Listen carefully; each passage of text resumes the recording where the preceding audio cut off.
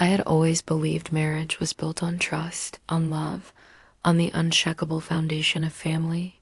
For years, I worked hard, provided for my wife, Sarah, and our 5 children. Every decision I made, every sacrifice was for them. I thought I was giving them the life they deserved, but it turned out everything they thought I knew, every smile, every bedtime story, every hug was built on a lie so cruel that when it finally came out, it nearly broke me. It started with little things. I'd always thought the kids had Sarah's smile, her eyes, her hair, but over time I noticed something gnawing at me. None of them looked like me. At first, I brushed it off. Genetics can be tricky. But when our youngest turned 5, a neighbor made a comment that stuck with me. Funny, not one of your kids looks like their dad. He laughed it off as a joke, but it hit me hard.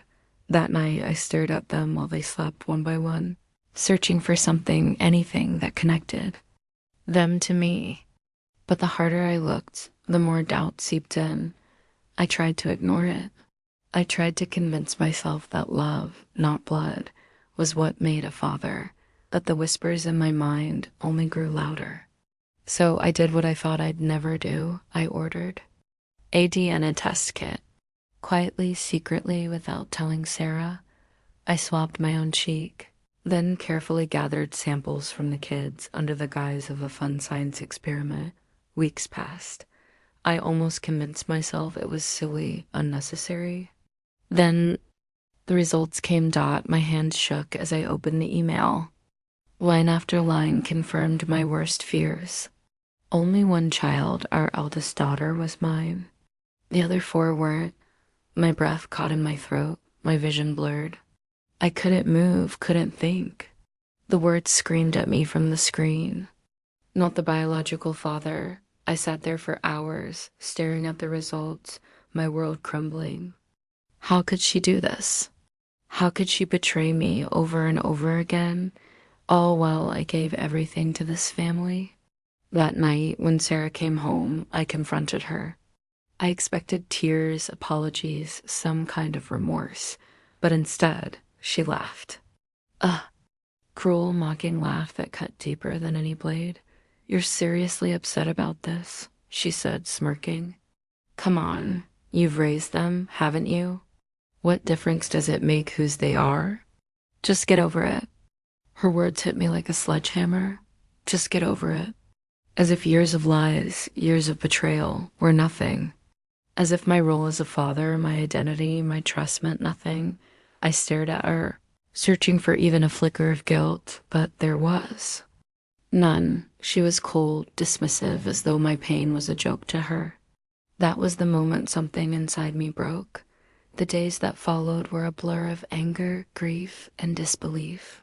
I watched the kids, who still saw me as their father, and my heart ached. It wasn't their fault. They didn't choose this. But Sarah's betrayal poisoned everything. I couldn't look at her without hearing her laughter, without hearing those cruel words echoing in my head. I tried to stay strong for the children, but inside I was unraveling. Nights were sleepless, filled with questions I couldn't answer. Who were their fathers? How long had this been going on? Was our entire marriage nothing but a lie? Finally, I made a decision. I couldn't stay. I couldn't live under the same roof with someone who had shattered my world and laughed while doing it. I consulted a lawyer, began gathering evidence, and prepared myself for the storm ahead. When I told Sarah I was leaving, she rolled her eyes. Fine, she said, almost bored. Go, you're overreacting. But this wasn't overreacting. This was survival. This was reclaiming my dignity, my life. The divorce was brutal.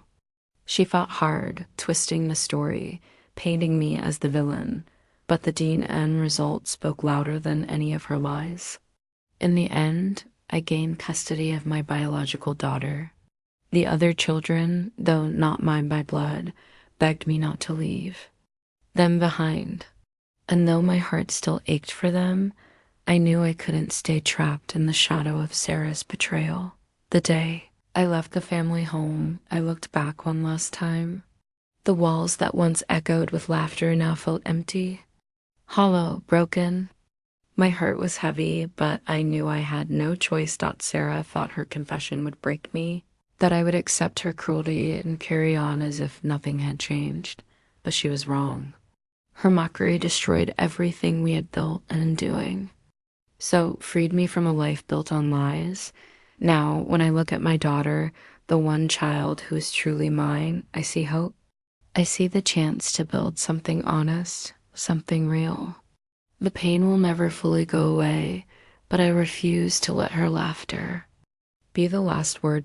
Because sometimes the cruelest truths are also the most liberating.